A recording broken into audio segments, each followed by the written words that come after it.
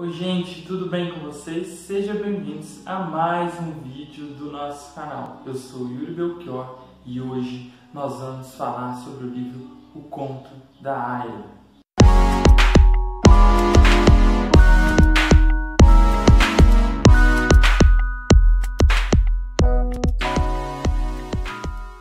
Bom, esse livro estava previsto já a leitura dele no grupo de leitores distópicos, né? Se você quiser conhecer a lista dos livros que a gente vai ler durante o ano, eu vou deixar aqui para vocês, pode conferir na descrição, hashtag leitores distópicos, vou deixar tudo detalhado aqui para vocês. É um grupo onde a gente vai ler várias distopias ao longo do ano.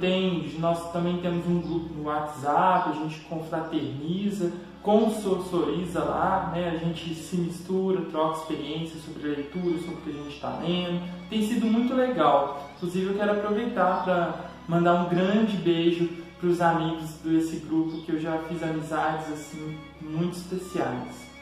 Bom, o livro de janeiro é o livro da Margaret Atwood, que é O Conto da Aya. Eu vou colocar de qualquer forma, porque às vezes nem sempre quando eu mostro assim pela câmera fica bom para poder visualizar. Então vou colocar a imagem aqui, né, para a gente poder, para que vocês possam visualizar melhor, né? Primeiro, né, falar um pouco sobre a capa. Bom, a capa dele, ela já traz algumas informações interessantes para a gente, né? Ela é basicamente 3 cores chefes aí, né? Preto, branco e vermelho. O vermelho é uma cor muito importante porque é a roupa da Aya, né? Eu vou explicar depois um pouquinho sobre o que é a Aya, mas é a parte da roupa dela. E essa touquinha que elas usavam, que deixava meio que parecer uma viseira, assim, sabe? Fechava um pouco o campo de visão delas. Essa é uma das capas, mas se você pesquisar na internet, você vai encontrar várias outras capas. É importante a gente salientar que o livro O Conto da Aya foi lançado em 85. Ele explodiu de vendas agora, tem tido outra recepção agora, mas ele já é um clássico aí, né, em matéria das distopias, né, um grande livro do século XX, né, então mais velho que eu aí, né, que esse livro, então seria muito velho, estou brincando, um livro de 85, né, então são aí 30 e poucos anos, né, desde que ele foi lançado. Bom, a capa ela traz já uma informação muito preciosa para a gente, antecipando, né, que é a respeito da narração. Se você reparar, tem um formato aqui da cabeça da Aya com a touquinha.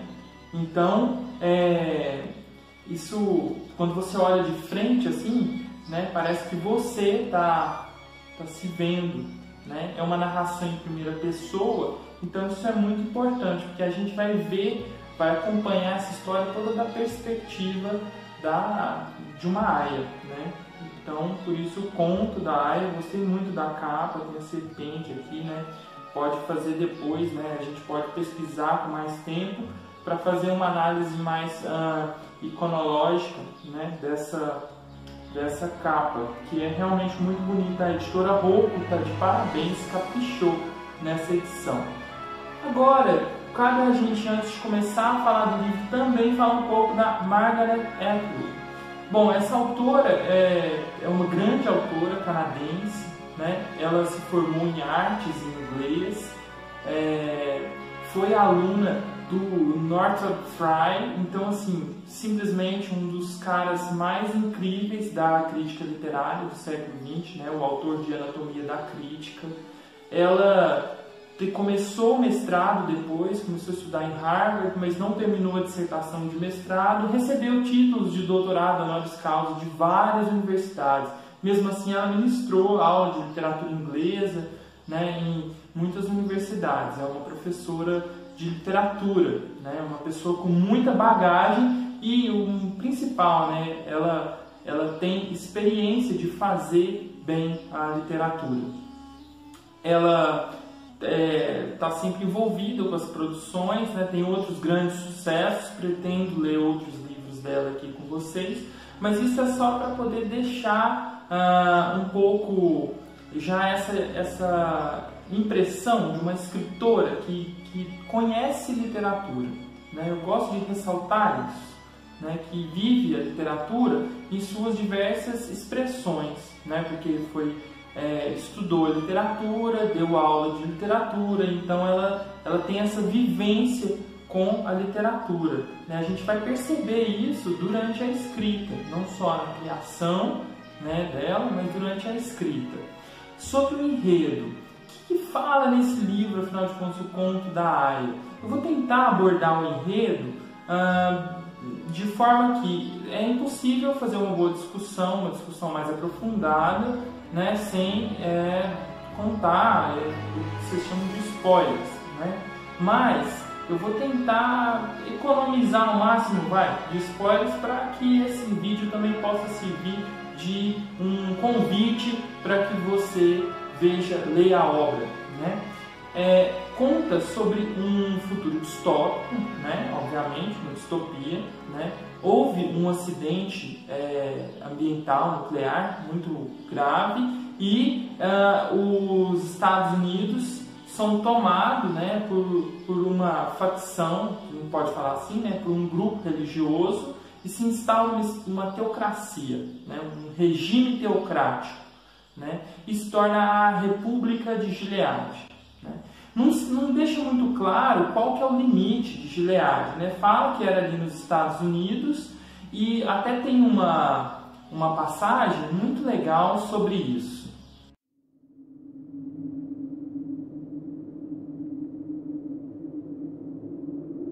Nessa passagem, quando ela diz que Gileade está dentro de você, ela até fala antes que não se sabe os limites, porque parece que nas fronteiras há guerras, né? O mundo está... Mas no coração de Gileade as pessoas vivem como se estivesse tudo bem.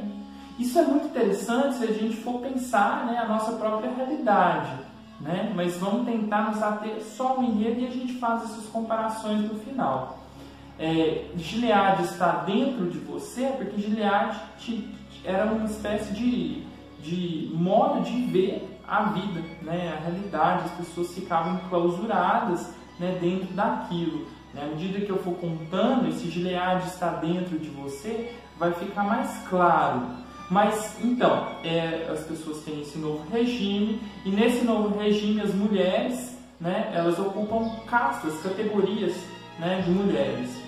Você tem as governantas que vão cuidar da casa, você tem as tias, que serão as mulheres que vão instruir, né, as outras mulheres, né?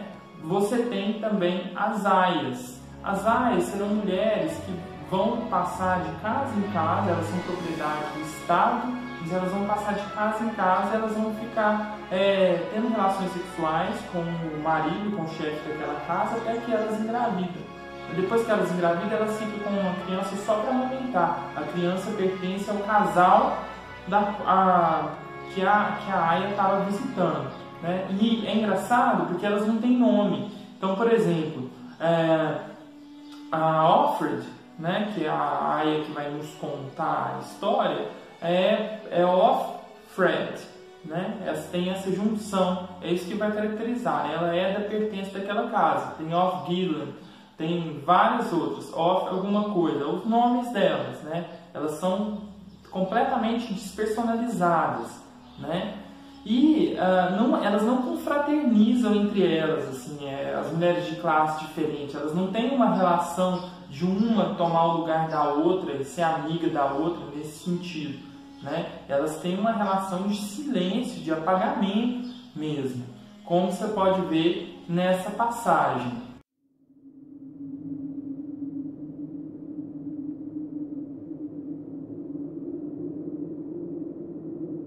Essa relação com a confraternização, né, é muito interessante, porque a personagem principal, ela fica lembrando de como era a vida dela antes dela sofrer isso tudo, dela se tornar uma aia, né? Ela teve uma filha que foi tomada dela, ela nunca mais viu essa filha, ela tinha um marido, né? Mas depois tem essa mudança, né? O golpe, vamos falar, né? Uma tomada de poder, e as coisas vão acontecendo tudo muito rápido, assim, né?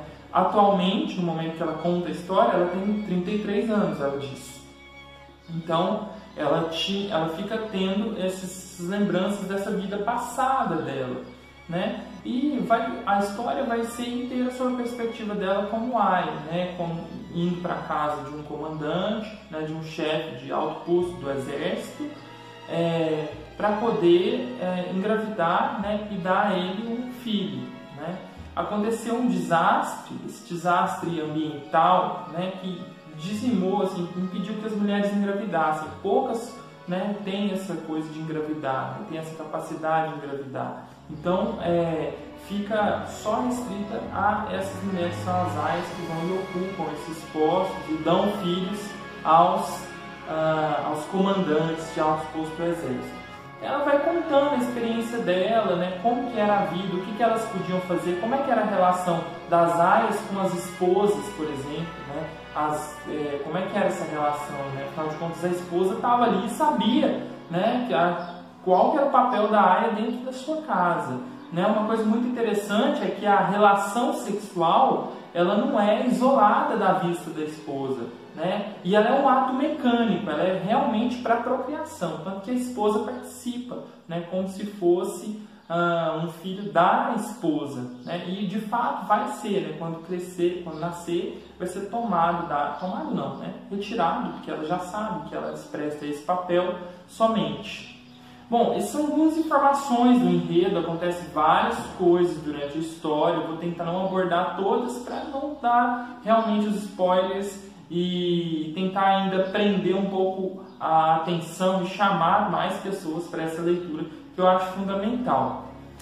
Algumas coisas que eu queria comentar com vocês, vocês vão achar vários vídeos contando o enredo, como é que aconteceu, o que acontece até o final, né? É basicamente a perspectiva da aia e como ela vive nesse regime, a sua relação com outras aias, né? Como é que era essa sociedade, né? Eles não tinham liberdade para nada, né?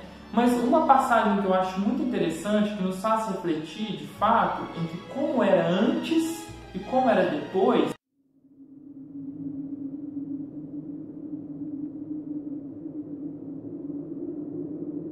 A tia Lídia faz uma distinção entre liberdade de e liberdade para. A tia Lídia é a que instruiu, né, as aias, era uma espécie de líder, né, que instruía, que educava as mulheres, vamos falar assim, né? Ela é uma personagem muito perversa, né? Você vai ver tem um certo terror dela ao longo do livro. Mas quando ela fala dessa liberdade de e liberdade para, é muito interessante. Por quê?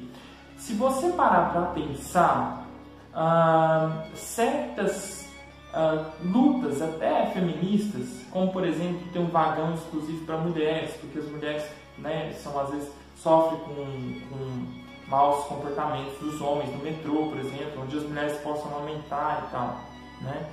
Isso é um pouco perigoso, porque quando você vai restringindo, você vai tirando as mulheres, né, ou tirando determinados indivíduos que alguns traços característicos de um convívio comum, né, você está realmente colocando ela nesse ambiente de liberdade para poder ilustrar bem, né, no próprio livro.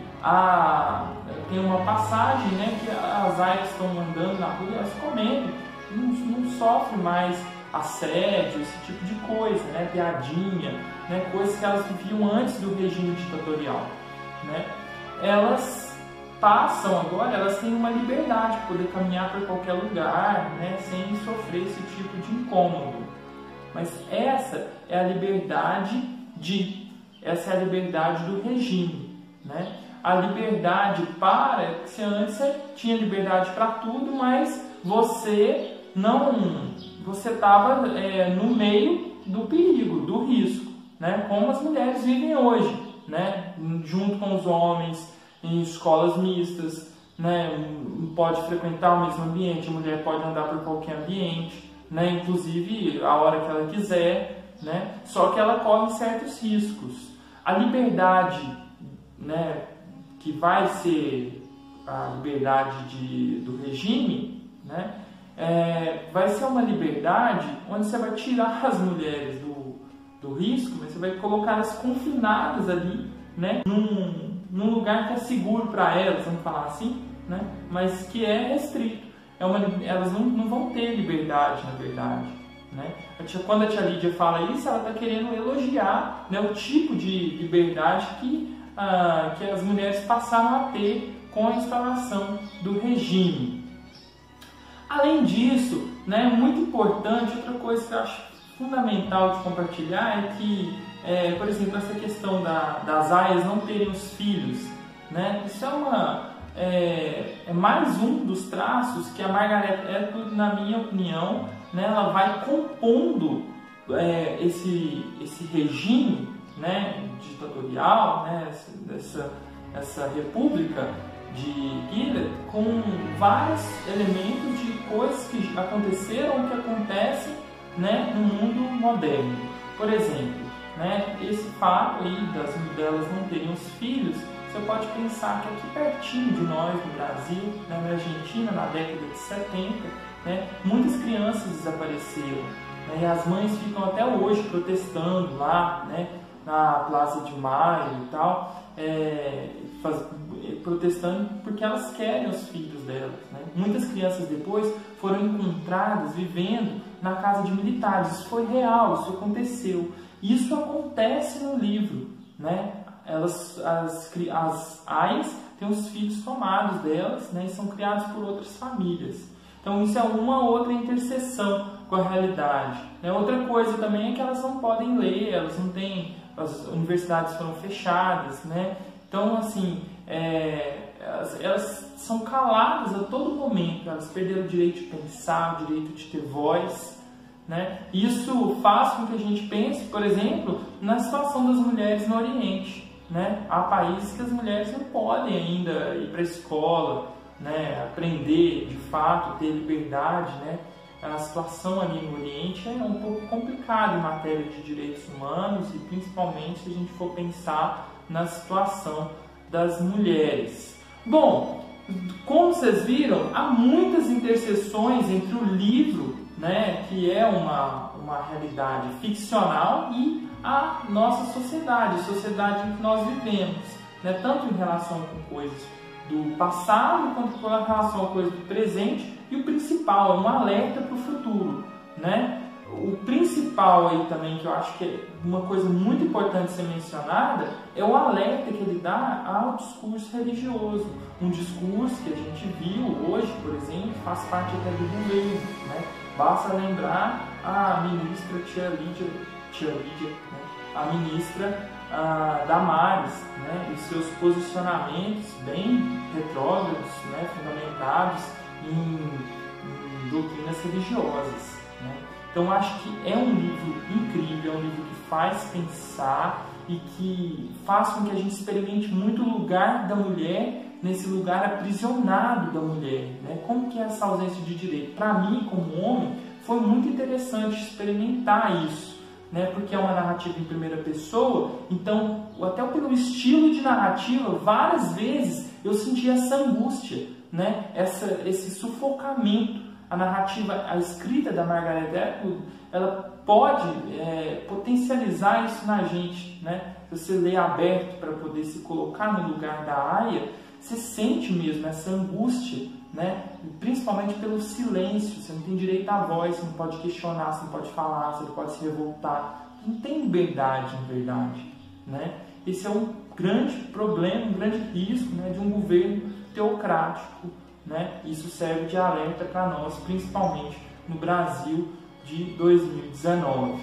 E vocês? O que vocês acharam do livro? Vocês pensaram sobre algum desses aspectos, dessas coisas que eu abordei aqui com as minhas impressões? Né? Lembrando que eu tentei trazer alguns elementos do livro, né? Como por exemplo o enredo, como é que foi alguns traços da narrativa, a capa, informações sobre a autora, mas também, né, trazendo algumas coisas que eu pensei e relações que eu fiz com o mundo. Porque o grande poder da literatura é esse, né? Porque ela nos tira do lugar e nos faz pensar sobre a nossa própria realidade. Quando a gente termina a leitura, a gente nunca mais é o mesmo, principalmente depois dessa leitura do Conto de Aia, né?